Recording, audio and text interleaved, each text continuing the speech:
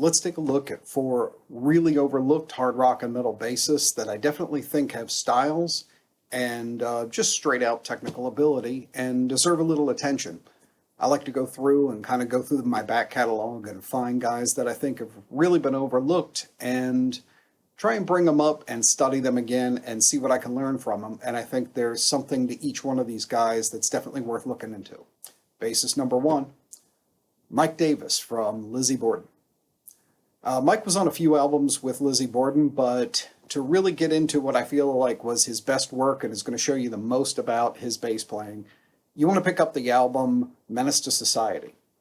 It's really a showcase for his work, and there's some fantastic pieces. First one I'd suggest looking into is the song Stiletto. Mike is a fingerstyle bassist, and he is just ripping all over this song. There's pieces where he's doing ascending bass lines underneath of static chord pieces to create tension. He's following guitar riffs, and you can hear him clearly, and he's just tearing it up speed-wise. There's even a break after the guitar solo section where you can hear him do a really clean, really well-articulated, unaccompanied bass riff to land into the next part of the song. Really great work. All the songs are worth checking on with this album. Another to draw your attention to is the song Bloody Mary. Mike does an intro that has some interesting chord and arpeggio style work in it, and at least to me, it's really reminiscent of something you might hear from Cliff Burton, especially like his middle break on the song Orion from Master of Puppets. I could definitely almost see his intro to Bloody Mary being like a similar idea to the point of being a B-take for that song. So I think it just goes to show he had a style and a forward sensibility that was on parallel with some of the other rock and metal giants that are much more prominent and better known. Definitely worth checking out.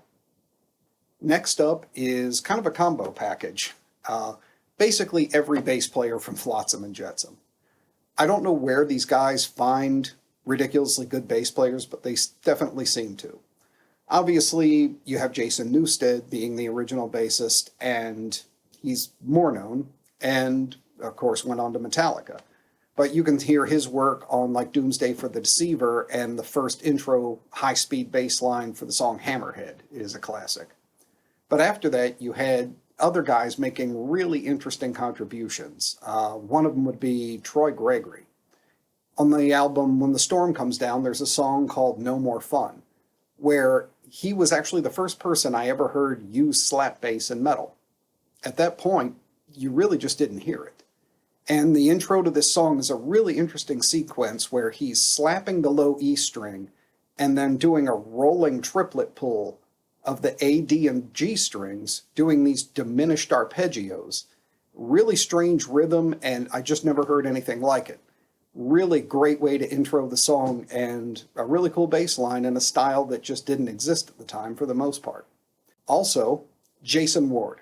He's done some great work, one of my favorites being the album Quattro. There's a song called Are You Willing that has a fantastic opening bass line, and he's just riffing all over it, and he carries with it all the way through the rest of the song. The song Swatting at Flies has a great bass part in it. Natural Enemies, another great bass part, all on the same album. So I definitely recommend checking out Quattro from Flotsam. And he also just seems to be able to play for the part while still being prominent. And that's a characteristic all the players in this lineup are going to be kind of known for, and that's the reason I chose them. But the guys in Flotsam, again, they just seem to click with really great bass players, and they seem to have found the bass player treasure trove for just good, solid rock and metal guys. So definitely check those guys out. That brings us to number 3, Mr. Joey Vera. Joey got started with the classic metal band Armored Saint, and his and Dave Pritchard's work together was a just tour de force of guitar and bass shredding. These guys would lock riffs and just plow to the end of the song.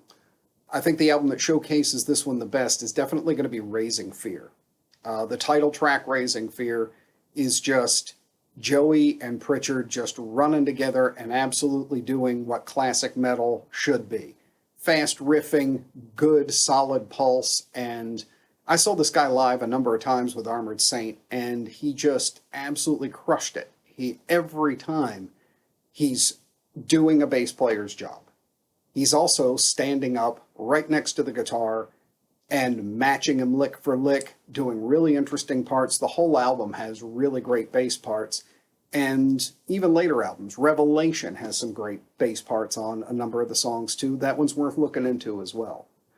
Later on though, although Joey's still doing Armored Saint, he's moved into being the new bassist, or more recent bassist, for the progressive metal pioneers Fate's Warning. Obviously, if you've ever heard Fate's Warning, not easy stuff to play. A lot of odd time changes, contrasting parts, sometimes two completely different rhythmic ideas being played between guitar and bass, and Joey nails it every time. I definitely recommend checking out their most recent release and hearing what he's doing with some 5-string pieces, which he's moved to for Fate's Warning. He's traditionally a 4-string player, and he's really showing how much area he can cover as a bassist. Really, really great parts that are interesting for the song, but also stand out on their own. Now, I didn't put these bassists in any kind of order, not better, best, anything like this, but if there is someone who deserves the #1 spot, it is definitely this man, and that's Bob Daisley.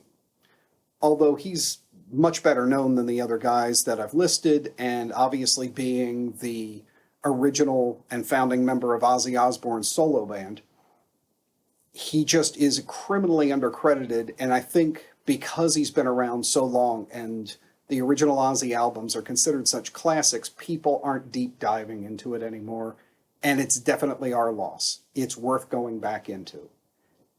Blizzard of Oz, Diary of a Madman, Bark at the Moon, absolutely a Bible's worth of amazing riffs, fills, fantastic bass lines. The best part about all of this is Bob does what every bassist dreams of doing, and that is he rarely, if ever, follows the guitar. He completely creates a contrasting bass statement and also reaches forward and takes the forefront just any time the guitar leaves him an opening without ruining the song. He's just a master of the form. You can listen to songs off Blizzard like I Don't Know. It's, again, because it's been around so long, I think people have forgotten his technical prowess as well, not just in what a great writer he is, and he was a songwriter and lyricist, but the stuff's not easy. It really isn't. And a lot of guys with really shred chops and stuff these days who might doubt it, go back and learn a couple of these songs. They're a little more challenging than you might think. But I Don't Know, again, he's got high-end riffs flying. He's got really great octave jumping things, which that's what I learned from Bob a lot, was the use of octaves, how important and crucial they can be to creating melodic statements without interfering with the overall structure note-wise of what's going on, and using them as a rhythmic tool to be able to jump forward and back in the mix. How to use melody and incorporate small pieces of chords, double stops, little melodic lines right in the middle of holding down the bottom. And Bob is the all-time kung fu black belt master of something I call pulse playing, which seems to be completely lost to the rock and metal genre, and it's truly a shame. I'm hoping some players will pick up on it again and start doing it. And what pulse playing is short staccato notes instead of just leaving the legato piece completely open, where one note stretches out in length to the next note.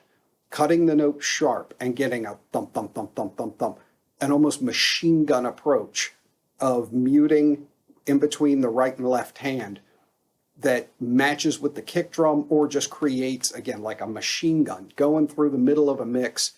And it's so driving, and it's such a fantastic sound. I don't hear a lot of people doing it anymore, but check out Bob's style and you'll hear how often he does it, that he's a master of it, and it's really deserving of a comeback.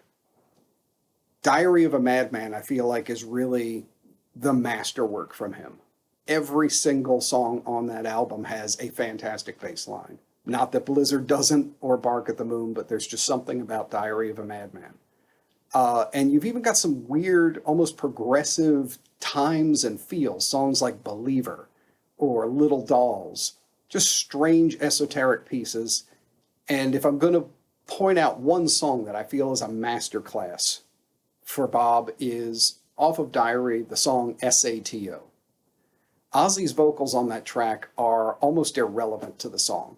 What you're hearing is a trio of guitar, bass, and drums riffing off of each other, improvising back and forth, and just absolutely destroying. It's amazing how the interplay in between guitar and bass is just this constant dance of every time there's an opening, one of them leaps forward to take it. Bob is all over the place without driving Randy out of the mix. Anytime Randy does something, it always feels complementary to what Bob's playing and vice versa. It is just an absolute showcase of a trio of musicians at the height of their game. And what makes it even more impressive is when you listen through and you hear all these parts and you realize it's a live cut. These guys went in and just hit it until they felt it was right, and that was the take. So they are literally improvising their parts and going through this song and absolutely wrecking in a way that very few bands are able to do anymore. Bob is basically a complete and total study in hard rock and metal bass unto himself. So, along with the other players on this list, I'd recommend going back, and I'm going to info card all these songs so that you have references for them, and take the commentary that I'm giving you and go through and listen to these parts. I think you'll really be surprised and impressed by some of what's there. And drop a line in the comments after you listen to this stuff. Tell me what strikes you the most about these pieces and parts from these guys. What things you notice right away and pick up on. Has any of it inspired you to practice or to learn it? Name some other players that you feel belong on that list too. This is by far not an exhaustive list. It's only 4 guys. But it was their individual styles that had gotten lost kind of in the mists of heavy metal history and deserved a little comeback. So, again, share some ideas. Tell me what you think about these guys and what you pick up from their playing. And I hope it inspires you the way that going back and listening to it has to me. No matter how technically advanced some of the new music I listen to is, or ideas from these phenomenal players that are out there right now are, I forget sometimes how much I've taken for granted that these giants were back there, and we've almost forgotten a number of them. It's a shame. And I hope this is just a little piece of being able to bring them back up front and have you guys recognize too and bring their style up to the forefront, and maybe we'll get a renewed influence from them because they definitely deserve it. And you owe it to yourself to check this stuff out if you're at all a hard rock or metal bass player. These guys are killers. Let's not forget them, and let's incorporate what they did into our style so that we can keep carrying that torch of the really killer lines that these guys did. So that's all for this list. Again, hit me up below down in the comments and let me know what you think about it. Keep the conversation rolling, and I will see you on the next one.